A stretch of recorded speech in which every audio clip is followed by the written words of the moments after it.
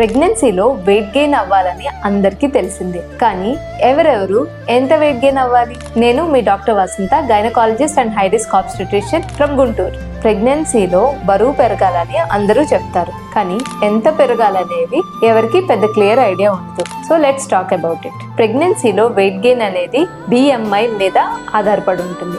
BMI అంటే body mass index. ఎలా calculate చేసుకోవాలో మనందరికీ తెలుసు కదా. సో అండర్ వెయిట్ ఉన్న వాళ్ళు ప్రెగ్నెన్సీలో అరౌండ్ 11 to 18 kgs వరకు పెరగచ్చు. నార్మల్ వెయిట్ ఉన్న వాళ్ళు 10 to 12 kgs వరకు వెయిట్ గెయిన్ అవ్వచ్చు. కానీ ఓవర్ వెయిట్ ఉన్న వాళ్ళు ఓన్లీ 8 to 10 kgs.